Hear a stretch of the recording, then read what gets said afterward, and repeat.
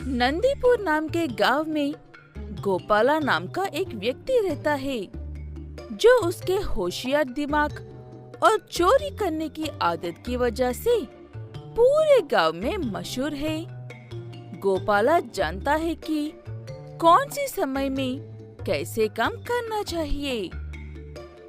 क्या बात है? गांव में इतना शोर क्यों है? किस बात की तैयारी हो रही है? तुम इतने दिनों तक गांव में नहीं थे ना, शायद इसीलिए तुम्हें पता नहीं होगा। कल जन्माष्टमी है, सब उसी की तैयारी कर रहे हैं। राजू की बात सुनकर गोपाला चुपचाप वहाँ से चला जाता है, क्योंकि उसे जन्माष्टमी किसी और तरह से मनाने के बारे में सोचना था।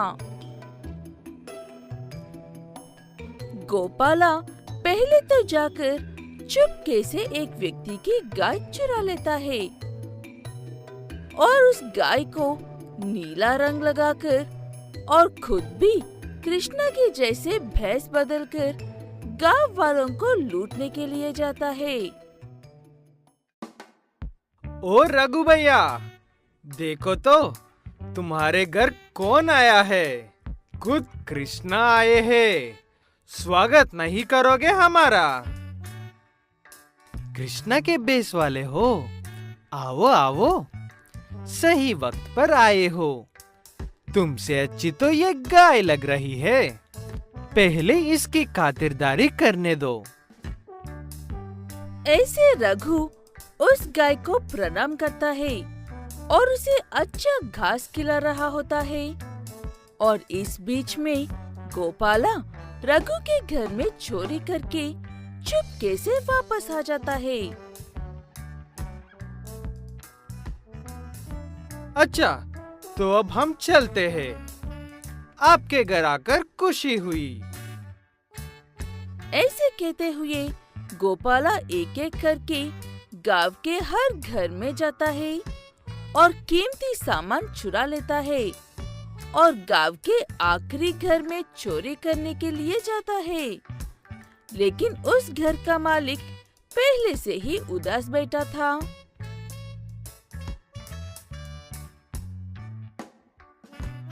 उदास क्यों हो पुत्र? तुम्हारे घर खुद कृष्णा आए हैं, मायावी गांव के साथ। बताओ, क्या समस्या है तुम्हारी? वो व्यक्ति कहता है कि किसी ने उसकी गाय चुरा ली है, इसलिए वो परेशान है। वो बात सुनने के बाद गोपाला को थोड़ी घबराहट होती है, क्योंकि उसी ने ही उसके गाय चुराई थी और वो गाय अब उसी व्यक्ति के सामने थी।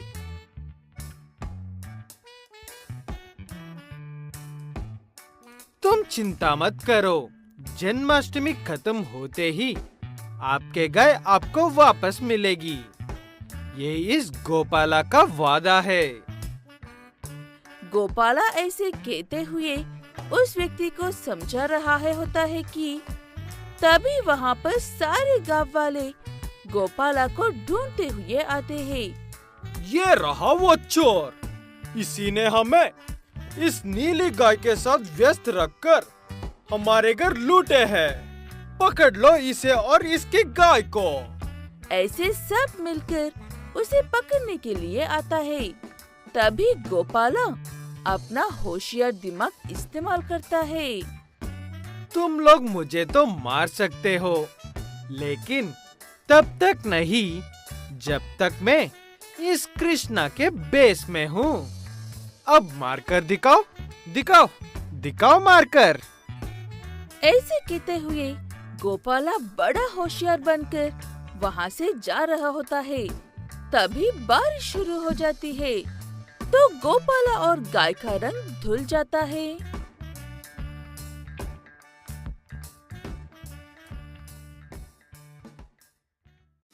पकड़ो उसे, भाग ना पाए।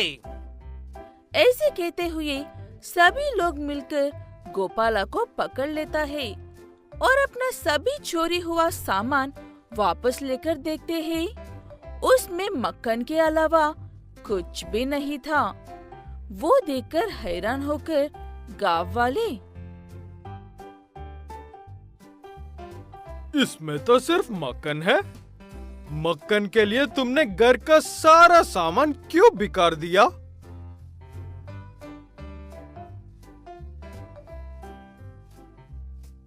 मैं तो अपने नटखट कृष्णा की तरह ही बेस बदलकर सिर्फ मक्खन चुरा रहा था।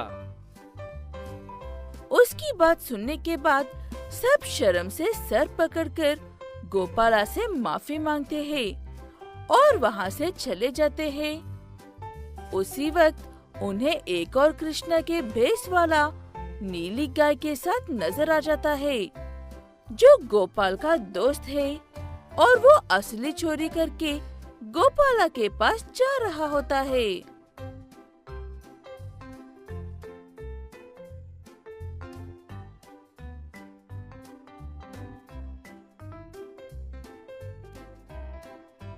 आप सभी को हैप्पी जन्माष्टमी। सुल्तानपुर नाम के गांव में जगपति नाम का एक व्यक्ति रहता था। जगपति का दिमाग नए नए आइडिया से भरा हुआ रहता है, लेकिन उसे करने के लिए कोई काम नहीं था, इसलिए वो यूं ही गलियों में घूमता रहता है। लगता है मुझे आज भी ऐसी बैठते बैठते दिन गुजारना पड़ेगा। ऐसे अपने आप में बातें कर रहे जगपति के पास पप्पू आता है और उससे ऐसे कहता है, लगता है तुम आज भी दिन बिना कुछ किए गुजरने के बारे में सोच रहे हो। मेरे पास तुम्हारे लिए एक बढ़िया बात है। जैसे ही सुनकर तुम शायद मुझे इनाम भी दे सकते हो। ऐसी बात है तो बता दो ना पप्पू, शायद मैं तुम्हें सच में इनाम दे दूं, आज नहीं तो कल। पप्पू कहता है कि गांव के बाहर खिलौने लेकर जाने वाली एक ट्रेन को सामने वाला पुल टूटने की वजह से ट्रेन को सामान के साथ वहीं पर छोड़कर चले गए हैं, और जगपति चाहे तो वहाँ पर कुछ भी कर सकता है। जगपति के लिए वो बात सच में बहुत अच्छी थी, इसलिए वो सीधे उस ट्रेन के पास चला जाता है।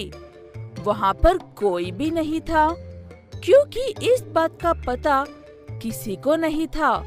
उस ट्रेन को देखते ही जगपति के मन में अजीब से ख्याल आने लगते हैं। आम का सीजन है, इसे एक मैंगो ट्रेन बनाकर एक राइड के अच्छे पैसे लूंगा। बच्चे भी बहुत पसंद करेंगे। ऐसे कहते हुए जगपति कुछ दिनों की मेहनत से एक अच्छी मैंगो ट्रेन बनाता है और इसे बच्चों के लिए चलाने से पहले एक बार टेस्ट करके देखने के लिए जाता है। लेकिन उससे पहले ही एक बंदर उस ट्रेन में बैठकर ट्रेन को चला रहा था।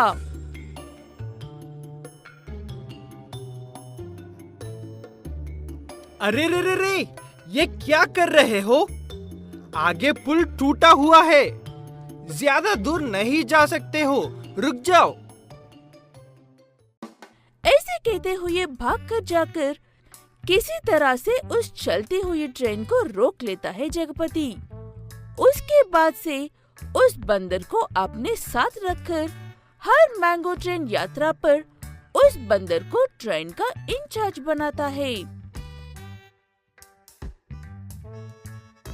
ऐसे कुछ दिन गुजारते हैं और जगपति की भी अच्छी कमाई होती है। एक दिन ऐसे ही पप्पू जगपति के पास आकर ऐसे कहता है, मुझे भी एक बार इस ट्रेन पर सफर करने दो जग्गू भाई, मेरा तो हक बनता है। कोई भी हो, 50 रुपए दो और यात्रा करो। लेकिन मैं तो वही हूँ ना जिसने तुम्हें ये जगह के बारे में सबसे पहले बताया था और तुमने मुझे इनाम देने का वादा किया था। जगपति पप्पू की बात बिल्कुल भी नहीं सुनता है और पैसे ना देने पर उसे वहाँ से भेज देता है।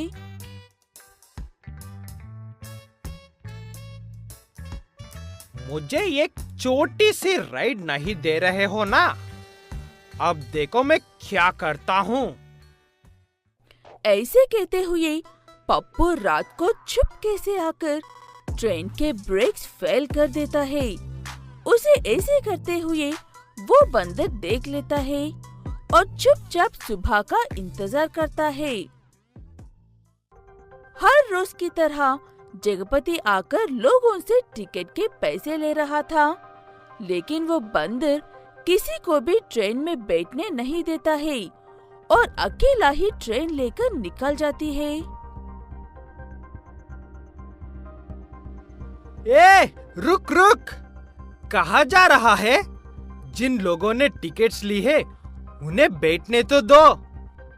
ऐसे कहते हुए जगपति उसके पीछे भागता है, लेकिन वो बंदर नहीं रुकता क्योंकि उस ट्रेन में ब्रेक्स ही नहीं है।